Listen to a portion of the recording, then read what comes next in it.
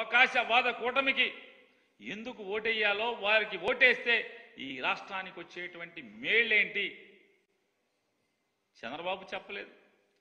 చెప్పకపోగా ఏంటయ్యా అంటే అదంతా కూడా అక్కడ జరిగినటువంటి సభలో సిద్ధం 5 సభ చిలకలూరుపేటలో జరిగినటువంటి ఏంటంటే చంద్రబాబు నాయుడు మాట్లాడేది మొత్తం అంతా కూడా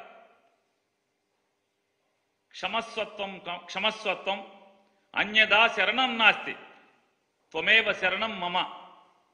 అంటే అయ్యా నన్ను క్షమించు, మోడీ గారు నన్ను క్షమించు, మోడీ గారు నన్ను క్షమించు, నా నోటితో నిన్ను భార్య లేదు నీకు, కుటుంబం లేదు నీకు, నువ్వు ఒక ఎదం చెడిన వాడివి, నువ్వు ఈ దేశానికి నష్టం, ఈ దేశానికి నువ్వు ఒక టెర్రరిస్టు, అరిష్టం, నువ్వు దుర్మార్గుడివి, పాపాత్ముడివి అని నా నోటితో తిట్టాను. కానీ అదే నోటితో ఇవాళ నేను ఏం మాట్లాడా అంటే మోడీ అంటే అభివృద్ధి, మోడీ అంటే సంక్షేమం, మోడీ అంటే ఆత్మగౌరవం. అంటే దాని అర్థం ఏంటి? క్షమస్వత్వం అంటే నన్ను క్షమించు మోడీ, నన్ను క్షమించు మోడీ, అన్యదా శరణం నాస్తి. నన్ను జగన్ నుంచి కాపాడేవాడు ఎవడో లేడు. పవన్ కళ్యాణ్ నమ్ముకుంటే పవన్ కళ్యాణ్ నన్ను కాపాడలేకపోతున్నాడు, నువ్వు తప్పితే నన్ను జగన్ నుంచి కాపాడదాకా ఎవడు దొరకట్లేదు. అన్యదా శరణం నాస్తి త్వమేవ శరణం మమ.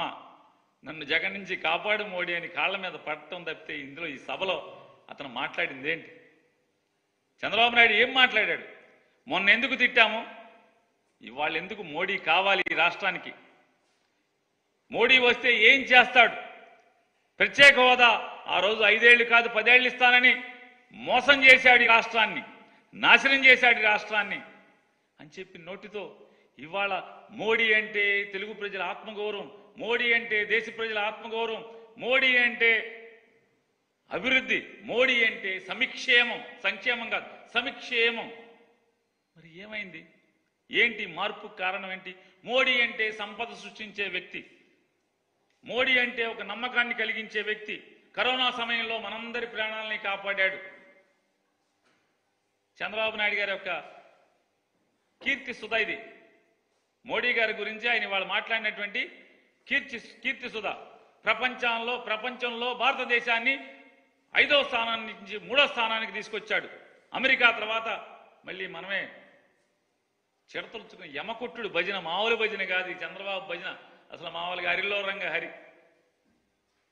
మనందరం మోడీ ఆశయాలతో అనుసంధానం కావాలంట చంద్రబాబు నాయుడు గారి చిత్రం. మనందరం మోడీ ఎందుకు కావాలి? ఈ 5 ఏళ్లలో గడిచిన 2019 నుంచి ఈ రోజు దాకా